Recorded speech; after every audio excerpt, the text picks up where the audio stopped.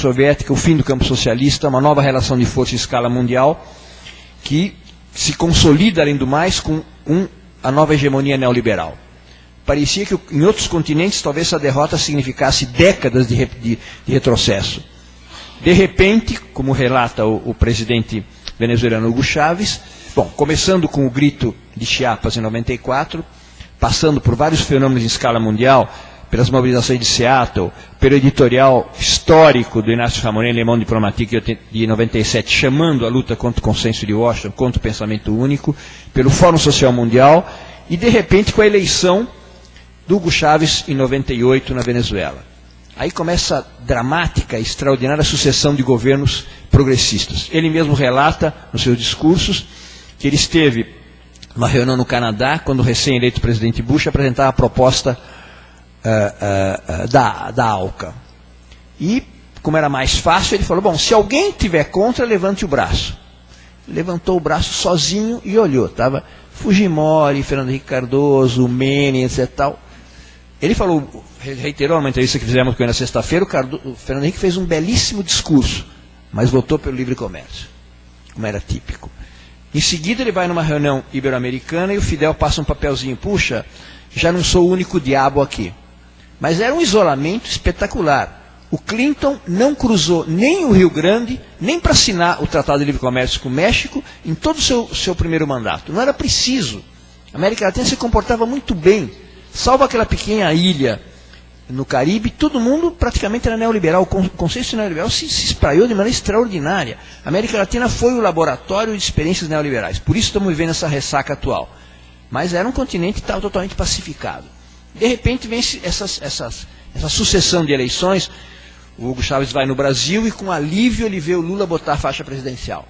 Depois ele começa esse périplo turístico formidável. Ele vai na posse do Kirchner, na posse do Tabaré Vázquez, na posse do Evo Morales, na posse do Daniel Ortega, na posse do Rafael Correia, agora garantiu que vai na posse do Fernando Lugo dia 15 de agosto. Espero que todos estejamos lá, no Paraguai. Bom, isso reflete exatamente porque tivemos uma década brutal, a década de 90, temos uma década seguinte que a América Latina se revela ser o quê? O elo mais frágil da cadeia neoliberal no mundo. É o lugar em que nós conseguimos ter mais resistência e começo de construção de alternativas ao neoliberalismo. É muito justo que esse Fórum Mundial volte para a América Latina, porque é aqui que está se começando a construir outro mundo possível. O período de resistência foi formidável, foi protagonizado por movimentos sociais. Mas na hora de disputar a hegemonia, é preciso restabelecer relações entre a esfera social e a esfera política. Exemplarmente fez o MAS boliviano. Os movimentos sociais que ficaram na esfera da resistência se debilitaram. Perderam capacidade de atuação. Não compreenderam que agora era a hora da crise hegemônica, da disputa de poder. Isso acontece com o zapatismo, com todos os méritos extraordinários que tem o zapatismo, mas acontece muito mais gravemente com movimentos que praticamente perderam capacidade de iniciativa, como os piqueteiros na Argentina. Chegou a eleição, depois de uma crise brutal de legitimidade do Estado argentino, qual foi o lema, a consigna dos novos movimentos sociais? Que se vajam todos. Ou temos força e os botamos para fora, ou não vão ir embora. Felizmente não ganhou o Menem, mas o Menem prometia, ganhando, e ganhou no primeiro turno, dolarizar a economia argentina, desarticularia a economia argentina e a integração latino-americana. Então, na verdade, outros setores, no caso do Kirchner, ocupou aquele espaço. Mas, na realidade, são movimentos sociais que têm esse papel. Se rearticular, restabelecer relações com a esfera política e se projetar como alternativas. O movimento equatoriano soube aprender disso, o venezuelano soube, desde o começo, pensar a questão política e assim por diante. E nós temos hoje, como situação na América Latina, qual é? A linha divisória na América Latina não é entre uma esquerda boa e uma esquerda ruim. Quem diz isso é a direita que quer dividir a esquerda. Não por acaso, quem mais propaga isso é Jorge Castañeda. É muito mais importante ter governos moderados na América Latina, como são os do Lula, do Kirchner, do Tabaré, como aliados daqueles que são os mais avançados, do que passar uma linha divisória que isolaria os setores que hoje estão, por exemplo, na ALBA, e jogaria esses setores para ser aliados daqueles governos que são os mais graves. A linha divisória é a linha divisória entre os que assinam tratados de livre comércio com os Estados Unidos e os que estão para a integração regional. Então, o Chile está se auto-isolando na América Latina. O Chile está isolado na América Latina não pela cordilheira, pelo Tratado de Livre Comércio. Mesma coisa acontece com o Peru, A Colômbia quer se somar e não consegue, a Costa Rica e, claro, o México. Essa é a linha divisória fundamental.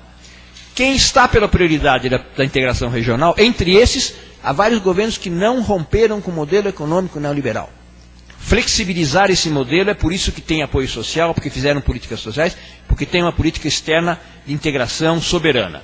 Brasil, Argentina, Uruguai, Nicarágua. Há outros que, além de priorizar a integração regional, dão passos significativos para romper com o modelo. E, claro, Cuba, que nunca teve neoliberalismo. Por isso é o que é. Então aí nós temos Equador, Bolívia, Venezuela, que começaram a construir, com isso eu vou terminar, começaram a construir um dos grandes sonhos do Fórum Social Mundial. A Iniciativa Bolivariana para as Américas, a ALBA, é isso. É o que a gente prega sempre, desde o começo do Fórum Social Mundial, como comércio justo. Cada país dá o que tem, recebe o que precisa. É a área desmercantilizada. Democratizar é desmercantilizar as relações sociais. É tirá-las da esfera do mercado e colocá-las na esfera do direito, na esfera pública. A ALBA é isso. Por que a Venezuela terminou com o analfabetismo? Porque ela fez isso com prioridade e fez isso na base da solidariedade. Porque a troca entre a Venezuela e Cuba é a troca exemplar hoje em dia no mundo. A Venezuela dá o petróleo que tem, não a preços de mercado, mas conforme as necessidades de Cuba. E Cuba dá à Venezuela aquilo que nenhum governo no mundo, nenhum país no mundo pode ter. A sua produção histórica da melhor saúde pública do mundo. Dos mais eficientes métodos de combate ao analfabetismo. Essa troca é que possibilita que a Venezuela seja o segundo país que tenha terminado com o analfabetismo na América. E que no mês de outubro, isso é muito mais importante do que tudo o resto que acontece na Bolívia, a Bolívia anunciou que vai terminar com o analfabetismo. A pobre Bolívia, por causa da solidariedade, por causa da complementaridade, por causa do tipo de política levada a cabo pela ALBA, que nós temos que incorporar como forma de comércio justo e embrionário que se dá neste continente, que começa com a resistência social, mas passa por governos. Governos que partem de sublevação, chegam à solução eleitoral, mas não se detêm na utilização do Estado tal qual existe, buscam a refundação do Estado para construir novas relações de poder. É nesse espaço que se dá o quê? Que se dá a Operação Milagre, em que centenas de milhares, já 1 milhão de latino-americanos pobres voltam a ter capacidade de visão pela solidariedade.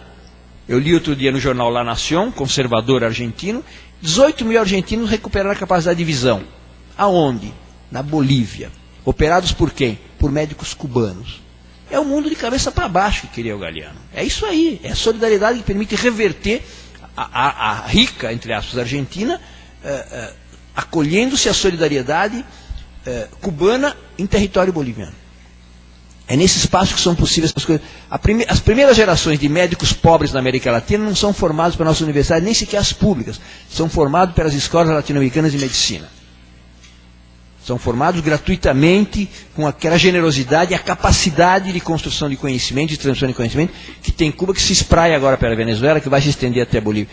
Esse é um espaço formidável, é um espaço que não existe em nenhum outro no mundo. Nós vivemos ainda sob a hegemonia neoliberal na América Latina, porque o México é neoliberal, porque a Argentina é neoliberal, porque o Brasil é neoliberal, porque a Colômbia é, porque o Chile é, etc. Tal. Mas temos um espaço de avanço significativo que temos que aprender dele, modestamente, temos que saber de que maneira podemos reproduzir isso, com essa ideia central. A superação dessas fraturas significa a superação da mercantilização do mundo. O neoliberalismo é isso, é a produção de relações, produção e reprodução de relações mercantis, como nunca o capitalismo havia tido na história da humanidade. Se eles penetram na China sob essa forma, se penetram nas últimas periferias, se eles mercantilizam a água, se mercantilizam a educação, a saúde, etc. Tal, esse é o combate. O combate central do nosso tempo é entre esfera pública e esfera mercantil. Vamos desarticular essa ideia de quem é estatal e privado. Não é estatal e privado. O deles não é esfera privada, é esfera mercantil. O nosso não é esfera estatal, é esfera pública. Temos que refundar o Estado em torno dos interesses públicos, da esfera pública. Eu paro por aqui com algumas ideias de comentários políticos e históricos do que possa ser a natureza do nosso tempo, que pode nos ajudar eventualmente a alguns tipos de reflexão. Muito obrigado.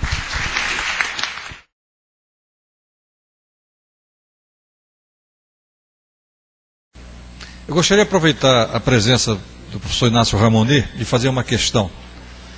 Dentre as colocações feitas na sua conferência, ficou ressaltado também a tendência do da multipolaridade do poder no mundo hoje. Não apenas o poder americano, mas também a criação, seja na Ásia e certamente com a União Europeia.